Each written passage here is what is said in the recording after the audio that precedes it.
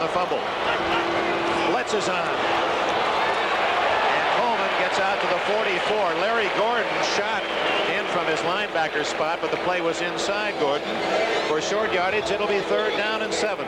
Yeah, but number 50, Gordon was the man that disrupted that whole thing with his penetration.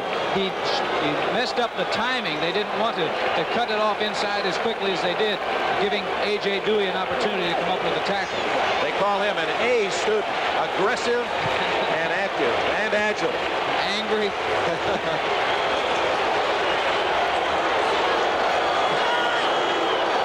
Gordon ducking in on the line of scrimmage. Give it to Wilson.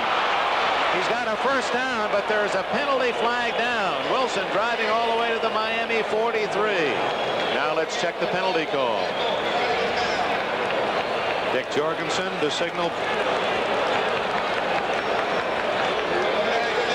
against Miami. So Houston will decline that one and take the 1st down. The first Dolphin penalty of the game. Wilson ripped off a good gainer, and it's 1st down, Oilers at the 43. I talked about Nat Moore, Daryl Harris, that they're not receivers, they're ends. Number 00, Kenny Burroughs. Now this, he's not hurting anybody out there, but that is an excellent block, providing a lane for his running back to run inside. Get in the way, shield them. That's right. Stay on your feet, go after people, peck at them, do anything you can do. Pastorini to Campbell. Oh, he's running like a terror now. Down to the 39-yard line. Those are different shoes than the rest of the Oilers are wearing. Were they high tops now? Check Campbell when he gets up. Those aren't the same shoes he was wearing in the first half. Well, he maybe figured, hey, those didn't work. And you remember in the first half he was slipping a little bit. Might be a different type of cleat on there. He's been a 1st down runner all season long, and he picked up nearly 5 on that carry. Again, breaking tackles. 1st down at the 28-yard line. And for the first time in the game, Campbell and the Oiler running game working at top speed. Dick, that was a great run. You take a look and see the great balance that this big man has. Because look how low he is to the ground right now. But he trips over his own man. Looks like a lot of backs would go down. But he keeps those feet moving and those legs pumping. Comes right back up, and now he's going full stride right through the secondary. They say the second half, those tacklers who have paid the price in hitting Campbell all day, sometimes Campbell wears you down the way tacklers try to slow down the ball carrier. He punishes you. Reverse and a pass. Barber. Yeah, they didn't have a good grip. He threw that one in the ground. He was an ex-quarterback in high school, right? And he was out here practicing yesterday throwing. There must have been a reason behind that. We should have asked him if he was going to throw the ball. Now Barber shaved that one a little tight. 29 seconds remaining in the 3rd quarter. Fiesta Bowl tomorrow, 3:30 Eastern Time. Arkansas's Razorbacks against the UCLA Bruins. Lou Holtz will be mic'd for the game. You'll hear all of his comments. Terry Donohue's fine UCLA team. After your Christmas morning, enjoy some football here on NBC. Should be a great game. Final seconds of the 3rd quarter. Pastorini under a big rush. Threw it away. You would have thought that Norris Thomas, 41, was the intended receiver. He fought to get to the ball. I don't think had he caught it, he'd have been able to keep both feet in bounds. Dan, they had the pressure on him. The blitz was on. He knew he wasn't going to have time to work a pattern downfield with Kenny Burroughs. So he just unloaded. With that strong arm, he was capable of throwing it out of the park. Norris Thomas, a talented football family, a couple of brothers, Lynn and Pappy, defensive backs at the University of Pittsburgh. He was in the same defensive backfield as Oakland's Ray Guy of Southern Mississippi. 3rd and 10. There's another great athlete, Ray Guy.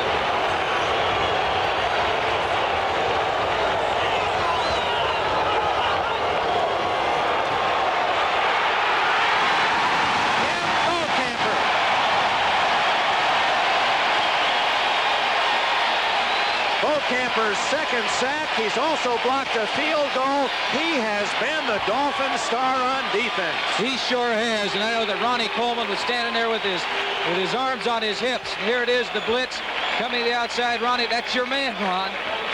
Hardly even slowed him down, and Pastorini once in getting sacked and went down. See, Larry Gordon, it was almost a crack the whip effort. Gordon started him off by grabbing Beaucamper by them. Watch 50 Gordon. He'll take Beaucamper and crack the whip him into the backfield.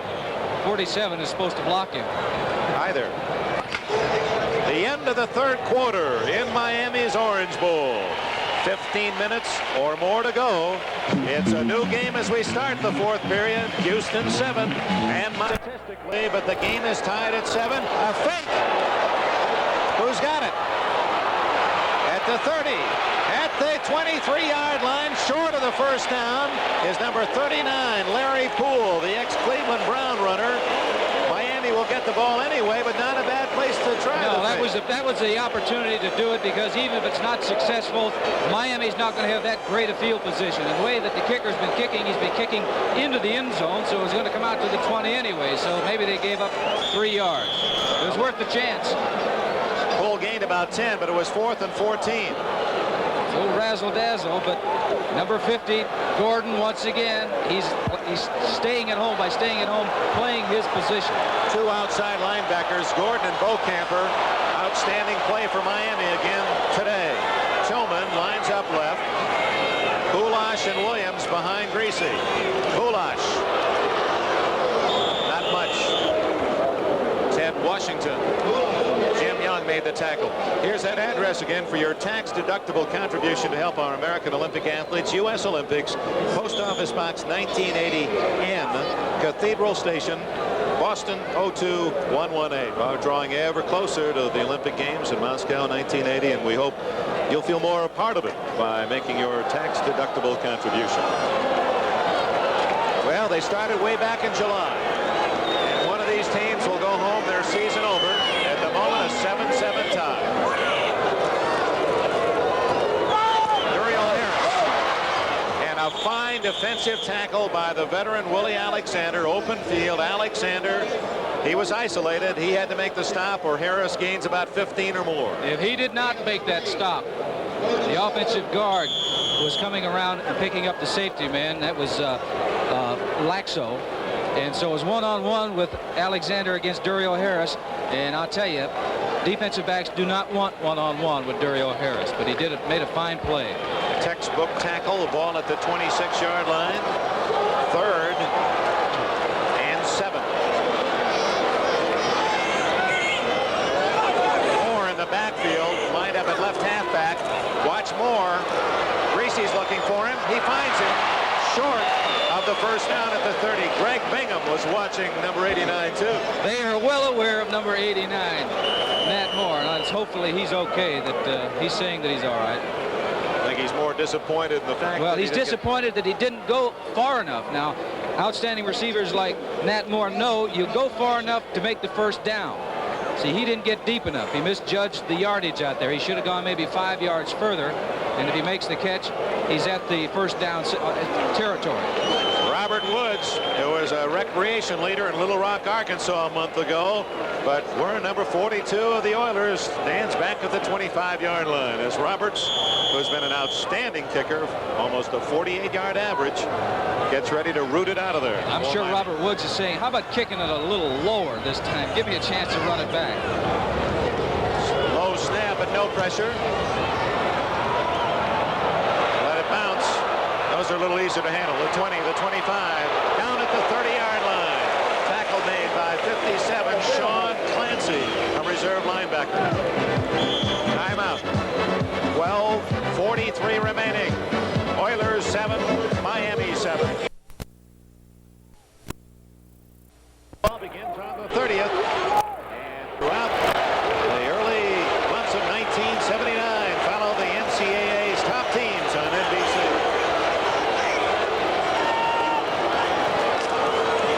Campbell out to about the 32-yard line. You saw Pastorini. He was 16 for 21 in the first half, 261 yards. That's a total that most quarterbacks would take for a whole game. Very happy, but that was the first half. Right now he is 0 for 4. Now Miami went into that dressing room, and I know what the coaches are saying. Hey, we've got to stop this man. Let's put some pressure on him. They've been blitzing Dan Moore here in the second half than they did in the first half. He spreads out his receivers in this formation. And it's play action. to Campbell. 40. Almost fumbled. Got to the 45-yard line. A first down for Houston.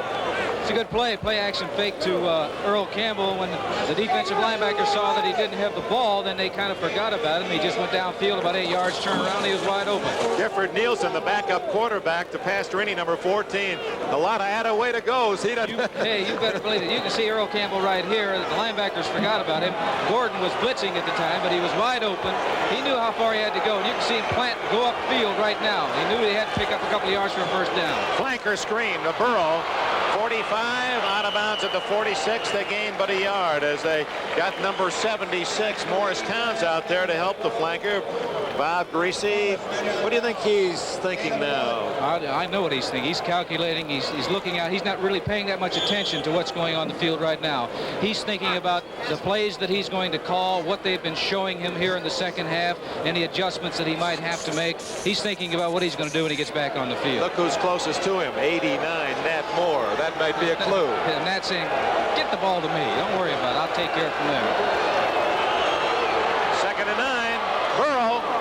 He's got a first down at the Miami 43-yard line. Pastorini has the Oilers on the move. The Oilers have dominated the game statistically since the middle of the first quarter. Well, I'll tell you, this ball was well thrown. Now, here's his primary receiver, his favorite receiver, I should say, led them in receptions. Just hooking up. Now, the timing has to be such because number 49, Charlie Babb, is there. Now, if it would have been a little late, he'd have been in a position to break up the play. Burrow playing to his notices with 6 catches. First down at the 43. Here comes Campbell.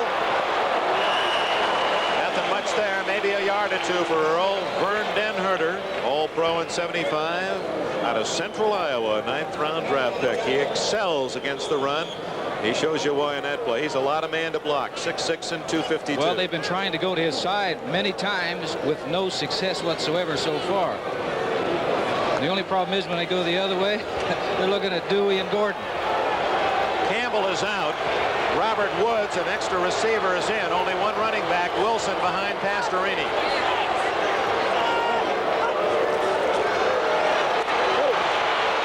Wide open is Barber.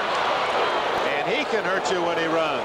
He's to the 23 and a first down for the Oilers. Mike Barber wasn't trying to finesse anybody, was he? He got a hold of that ball, and he was going to get as much yards as he possibly can into a zone defense that time for the Miami Dolphins, and he was standing on the sidelines. A lot of times what happens is you get over there near the sidelines as a tight end, they forget about you.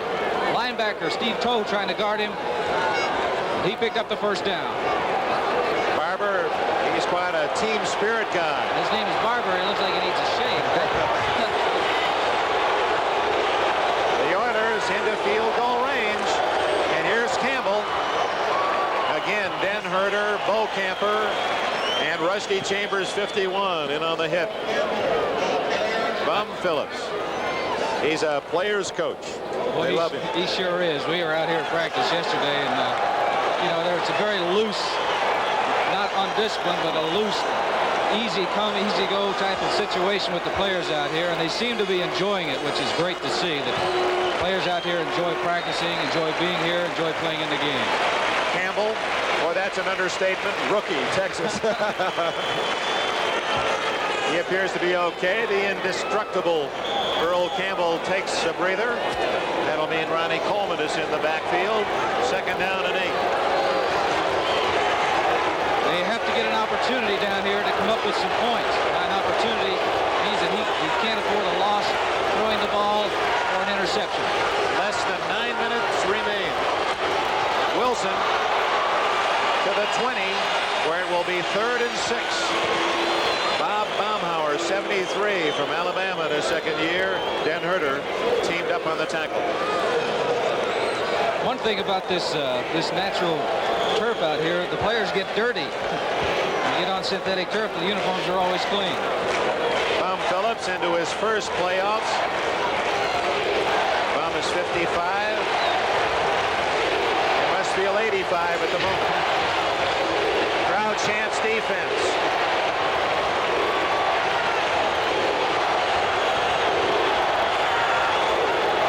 Safety blitz. Wilson short of the first down. They ran away from the blitz, but they didn't get away from Baumhauer and Dewey 53, Bob Matheson. Here's Tony Frisch, his second field goal attempt. The other was blocked from 28 yards away. This one will be 35 yards out. You know, Dan Pastorini is the holder. I mentioned this earlier for Tony Frisch. And Tony is accustomed to Dan holding and accustomed to all the things that he does. And it may not be much difference than Nielsen, the way he holds, but it all works on your mind.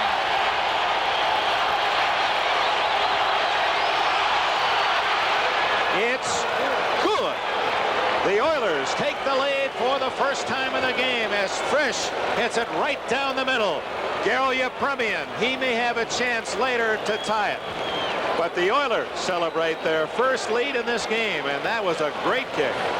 I said before, when you make them, everybody claps you on the shoulders, and they're all happy for you. We'll be back. 7:25 remaining. Houston leads 10-7. With Houston in front 10-7. You see it from the receiver's angle. Nat Moore waiting at the 5-yard line.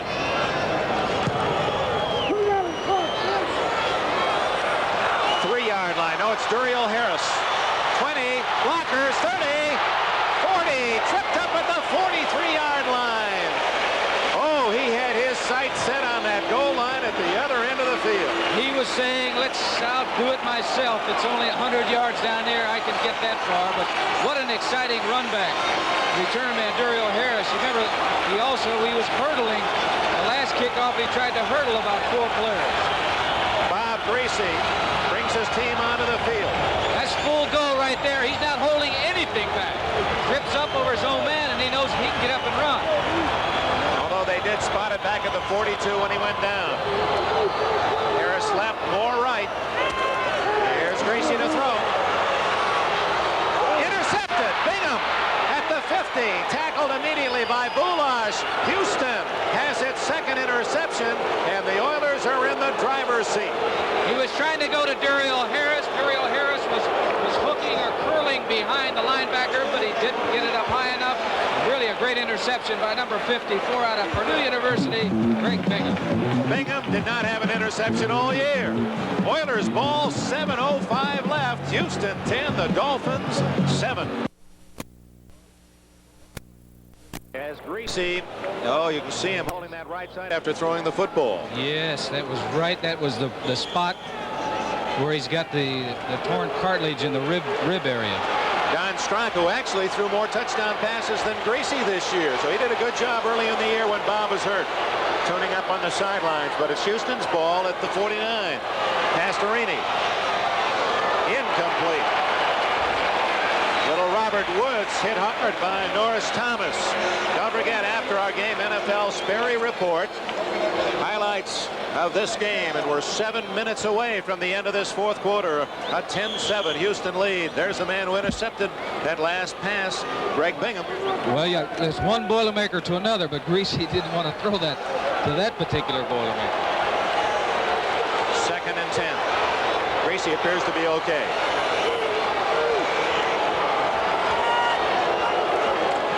Campbell outside, all the way to the 30-yard line, and a first down. That was not unlike the run that he pulled off late in the game in the Astrodome when he went 81 yards for a touchdown. That was a very similar one to the same side over there. And look at the acceleration on this man, because he goes outside. Bo Camper, number 58, never had a chance because of that great speed of number 34, Earl Campbell. Kept saying that when is it going to happen? You know, when's he going to break one? You know, he's out there and gets the ball often enough, he's going to. Houston 10, Miami 7, 6 minutes, 20 seconds left. Campbell again to the 25-yard line, a gain of 5. Shula spurring his Dolphin defense from the near sideline. Well, this is really an important drive. You're looking at the clock, 6 minutes remaining in this football game, and Miami is currently down. They've got to stop them. They can't afford to give them a touchdown. And maybe if they give up 3 points, they're still very much in the ball game, but they've got to put the skids to the Houston offense right now. There's the franchise. Earl Campbell, he has 63 yards in the second half, only 16 in the first half.